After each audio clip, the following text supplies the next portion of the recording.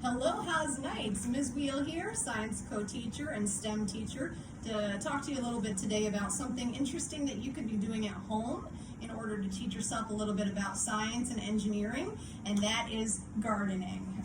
It's also a great way to keep sustainable because you can grow your own food. So God forbid if anything weird does happen, you can create your own food and you won't be relying upon Walmart and grocery stores.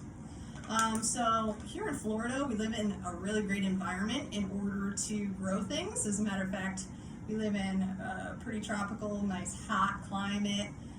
We have a wet season and dry season. So because of that, agriculture is pretty big down here, as you probably already know. So let's talk about some plants that grow really well here in Florida. Snap peas. Watermelon. Cantaloupes, and all sorts of melons, as a matter of fact. Types of herbs, right? So you can season your food. Carrots, broccoli, beans, avocados, all sorts of stuff. And of course, that's just to name a few. So first of all, people wonder, so maybe you have a packet of seeds or maybe not, right? So if you have, let's say, vegetables that you would actually like to get their seeds and garden them, you can do that as well. As a matter of fact, I ate some avocados last week, and I actually kept the seeds, and I'm going to actually try and plant them in order to make an avocado tree, because I love avocados so much. So the first thing you want to do is germinate the seeds. So remember that a seed can kind of be in this configuration for a long time. It's very well protected. And essentially it needs just all the correct conditions in order for it to start to sprout. So if you have a seed like this, probably the best thing to do, if it's already pre-dried, is just to take a damp napkin, place it inside, and put it in a nice warm environment for a little bit of time.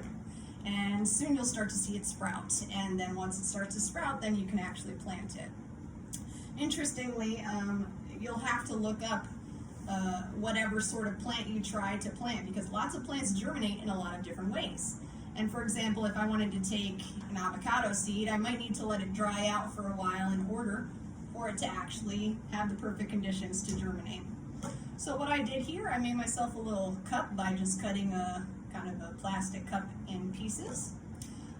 The avocado germinates in a little bit of a different way, so what they suggest is take some toothpicks or pins. I don't have any toothpicks here, and apparently they don't have any at Walmart either, so I have some sewing pins that I'm going to use.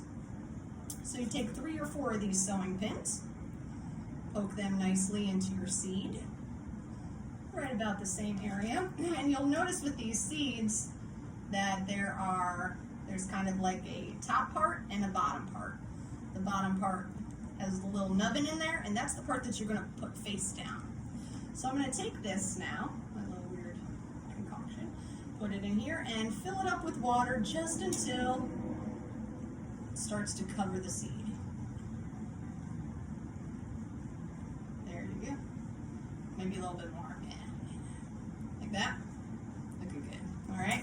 So basically I will keep this outside in a not direct sunlight. I want to keep it in a shady but hot spot. So since I'm outside right now, this is a perfect place for me to leave it. All right. So today I'd like to teach you on a little bit about how to create your own planter. So we're going to create a biodegradable planter today. It only utilizes 2 materials: some newspaper and some tape. And I would recommend this sort of tape because it's a little bit more biodegradable than plastic tape. Okay? So what we're going to do, we're first going to start off, and it really doesn't matter what size. I think I'd like a little bit smaller of a planter, so I'm just going to fold this over just a little bit. Okay? Then you're going to want to take kind of a cup or a container, something that is nice and flat and round. I happen to find a container that I like the size of, and if it's kind of more like this sort of container, it's a little bit harder to wrap, so something a little bit more cylindrical will be best for you. So what I'm going to do is I'm just going to hold it nice and tight, and I'm going going to leave myself a little bit of space on the bottom, and I'm just going to start wrapping and rolling. Make sure that you don't wrap it too super tight. Okay, but do try and make it so that it's nice and even all the way around.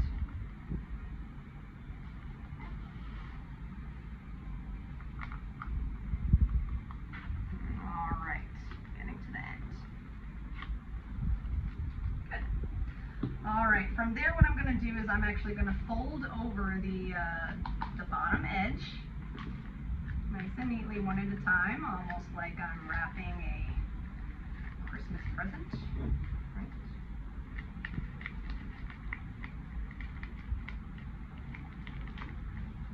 Okay. And honestly, if you don't have tape, that's the part that's going to be going down onto the ground or onto the table. So if you don't have tape, that's not the worst thing in the world. Just don't pick it back up. But I like to use tape just to make it a little more secure. Okay. So you just really need one piece of tape. I'm going to slide that off the container. Boom, pretty good. Now just to reinforce it a little bit more strong, I'm going to fold the top edge over just a little bit more, just kind of almost rolling it down like I'm rolling down my sleeves. Okay, that makes it even stronger.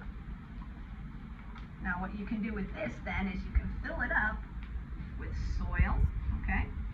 You can, if you're using seeds that are already ready to go, on the back they'll always tell you a little bit of information about how far you should put it, how much time it's going to take for it to grow, and whatnot. But if you're doing it from a plant that you are eating, you may want to do a little bit more research on that. So this one says it grows best in full sunlight, so I'm going to put it right in the direct sun. It's buried about 2 inches under, so I'm going to, if you want to be specific, you can get yourself a little ruler, but I know about 2 inches, it's about 2 knuckles. 1 knuckle is about 1 inch.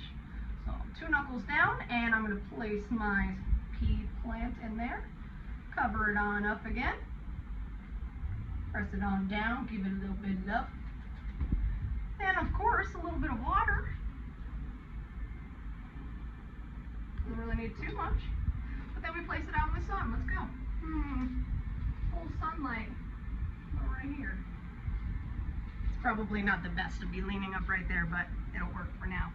Either way, once your seed starts to sprout and grow and you want to replant it into something bigger, you can just take this, since it's biodegradable, and place it into another pot.